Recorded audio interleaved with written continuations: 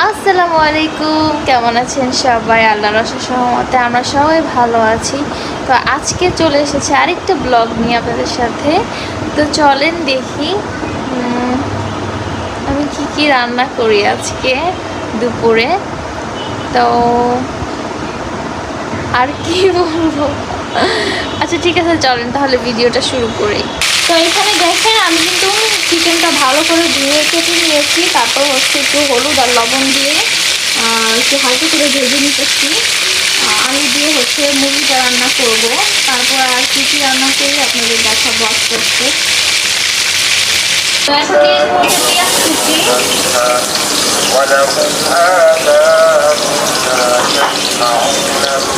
দিয়ে দিলাম গরম মশলা, গোলমরিচ,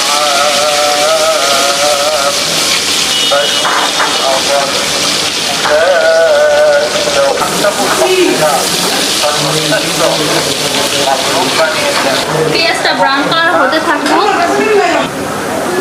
তো এখন দিয়ে দিব সামান্য পরিমাণ পানি, রসুন পেস্ট,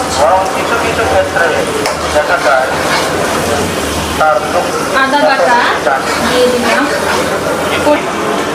মরিচের গুঁড়া, হলুদের গুঁড়া, জিরার গুঁড়া আর ধনিয়া গুঁড়া, স্বাদ মতো লবণ দিয়ে দিলাম। এখন ভালো করে মশলাটা কষাবো।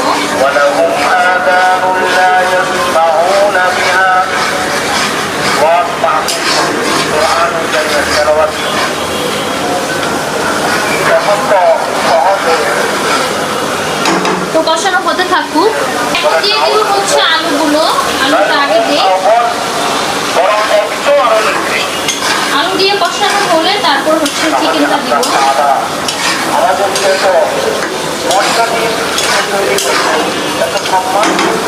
এখন হচ্ছে চুলাটা মানে আলুগুলো কষানো হতে থাকুক।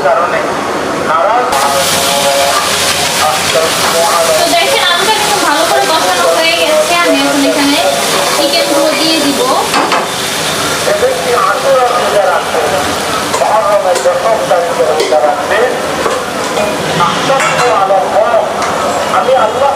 চিকেনগুলো দিয়ে দিলাম।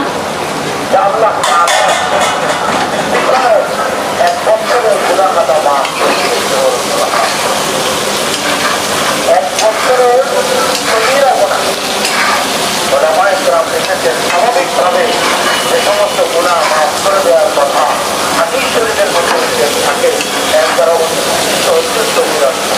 তো কবিরা গুণা মাফ হলেও মাফ তো হচ্ছে।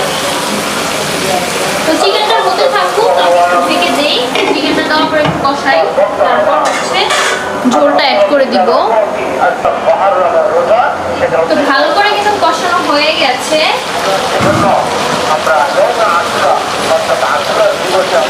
এখন হচ্ছে তরকারিতে ঝোলটা দিয়ে দিই।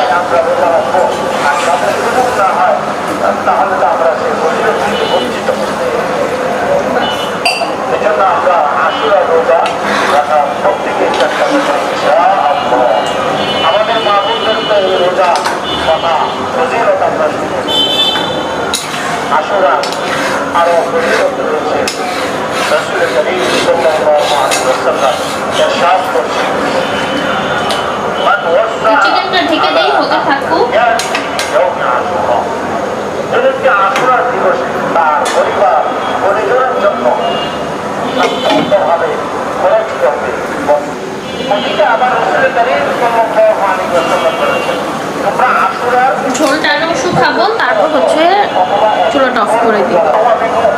তো দেখেন মুরগিটা কিন্তু হয়ে গেছে, রান্না করা শেষ। এখন চুলাটা অফ করে দেব। তো ওইখানে হচ্ছে 2টা ডিম দিয়ে দিয়েছি আম্মুর জন্য, শুধু আম্মু খাবে, কারণ আম্মু চিকেন খাবে না। ডিম দিয়ে হচ্ছে পটল দিয়ে আজকে নিউ রেসিপি ট্রাই করব। সামান্য পরিমাণ একটু লবণ,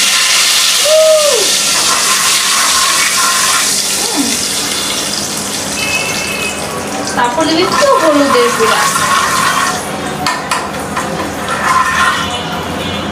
আর এখন দিব হচ্ছে আন্ডে।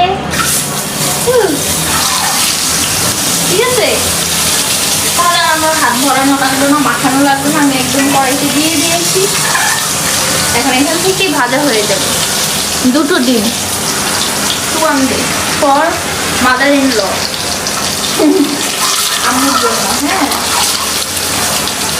এবার আস্তে একটু কমিয়ে দিই। ডিমটা ভাজা হলে আমি তুলে ফেলবো। আর ডিমটা হচ্ছে মানে বাসার সময় একটু ফেলে ফেলে দিবেন, না হয় ডিম কিন্তু ফুটবে।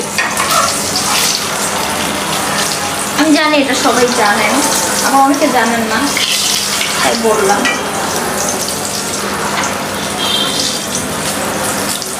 ও বলবে যাও খেতে যাও, তারপরে খাওয়া দাওয়া শেষ কইরা তারপর আর কোনো কাজ নেই, শেষ। আমি বসে বসে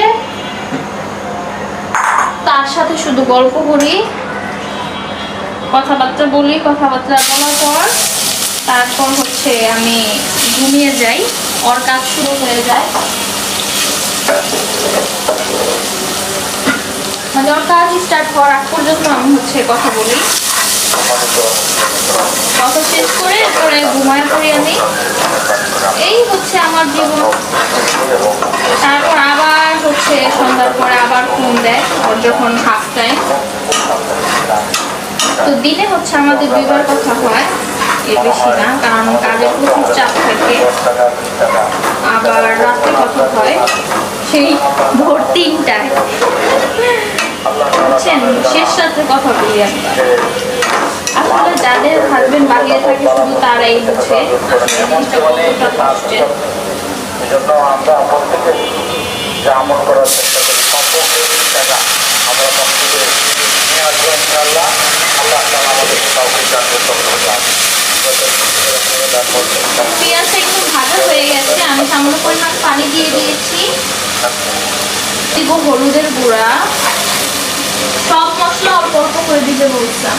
তারপরে মরিচের গুঁড়া, ধনিয়ার গুঁড়া, আর সামান্য পরিমাণ জিরার গুঁড়া দিবেন ফ্লেভারের জন্য শুধু। হ্যাঁ, সামান্য পরিমাণে জিরার গুঁড়া দিয়ে দিলাম। তো এখন মশলাটা ভালো করে কষানো হোক। লবণ দেওয়া হয়নি।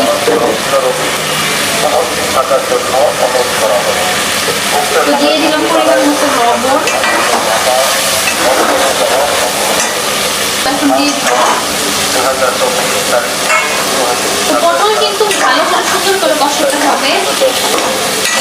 আমি বলতে পটল কষাতে হবে ভালো করে। তো আমি এখন ঢেকে দিয়ে পটলটা কষানো হতে থাকবো।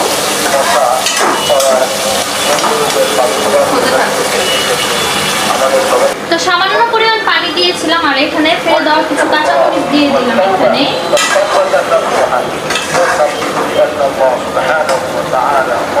ভালো করে কষানো হলে তারপর হচ্ছে আমি এখানে ডিম আর হচ্ছে লাস্টে হচ্ছে ধনেপাতা কুচি দিয়ে দিব। এখন কাঁচামরিচটা দিয়ে দিলাম। তো হতে থাকুক।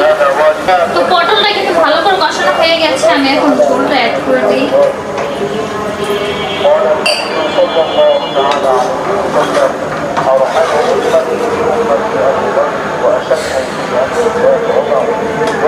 তারপর দিয়ে দিলাম ধনেপাতা কুচি, সবার লাস্টে ডিমটা দিব।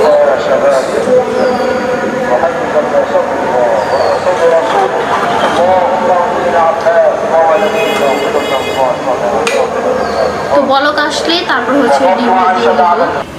দেখেন মুড়িটা এখন আমি সবগুলো তরকারি বেড়ে নিব আস্তে আস্তে সুন্দর করে। তো দেখেন এই যে আম্মুর ফেভারিট পটলের ঝোলালা ডিমালা তরকারি। হ্যাঁ, আমি এটা কোনোদিন রান্না করি, আজকে ফার্স্ট টাইম রান্না করছি। আম্মুর বলছে আম্মু দেখেন হয়েছে নাকি, আম্মু কইছে না অনেক সুন্দর হয়েছে। আম্মু শুধু বইলা মজা হয়েছে, আমি লবণ চাকছি। হ্যাঁ, আম্মুর লবণ আমার দিছে। এরকম ঝোলালা তরকারি আমার অনেক পছন্দ। আর আম্মুর তো এমনি পটল অনেক পছন্দ। ঠিক আছে, আমার অনেক হ্যাঁ অনেক ফেভারিট। যেভাবে রান্না করে দিবে সেভাবে হয়ে যায়, পটল হলেই হয়েছে। আর এখানে হচ্ছে চিকেনটা, তারপর ভাত। এখন হচ্ছে আমরা খাওয়া দাওয়া করব।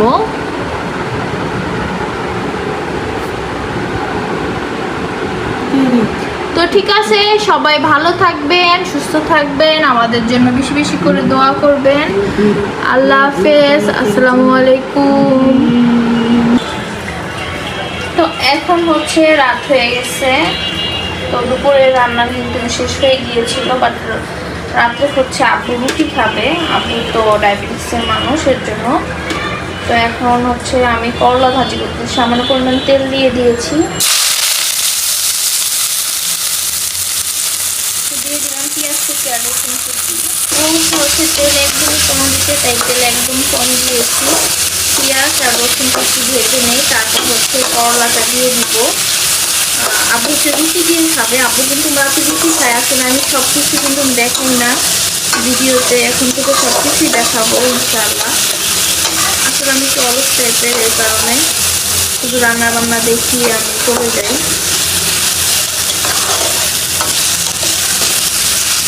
পেঁয়াজটা হোক,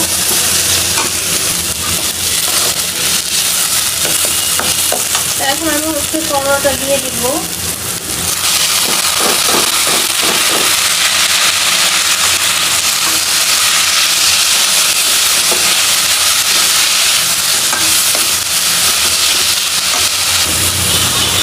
দিয়ে দিলাম সামান্য পরিমাণ লবণ, আর দিয়ে দিচ্ছি ফেলে দেওয়া কিছু কাঁচামরিচ।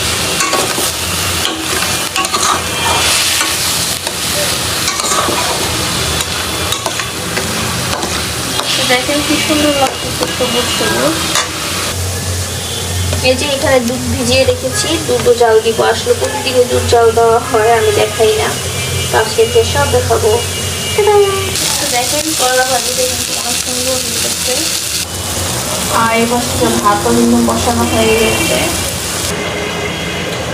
দুধটাও জাল দিয়ে নিতেছি, দেখেন বলক চলে আসছে।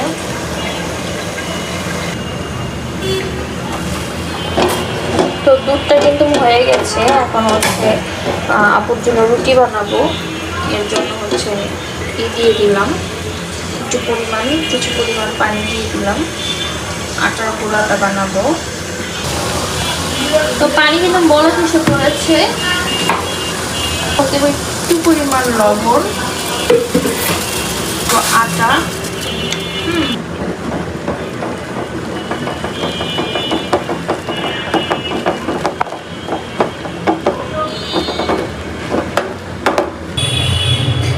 তো এখন আমি হচ্ছে সুন্দর করে আটাটা মতে নিই।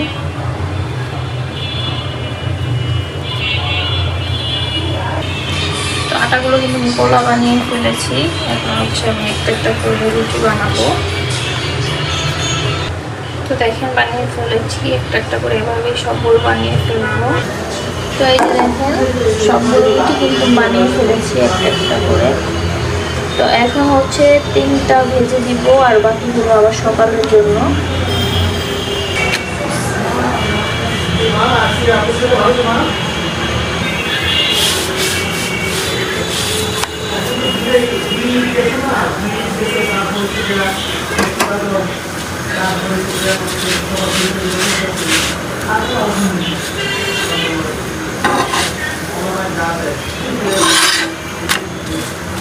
আব্বু চলে এসেছে, আজকে একটু তাড়াতাড়ি আসছে। দেখেন রুটিটা কিন্তু এভাবে করে আমি সবগুলো রুটি ভেজে নিব।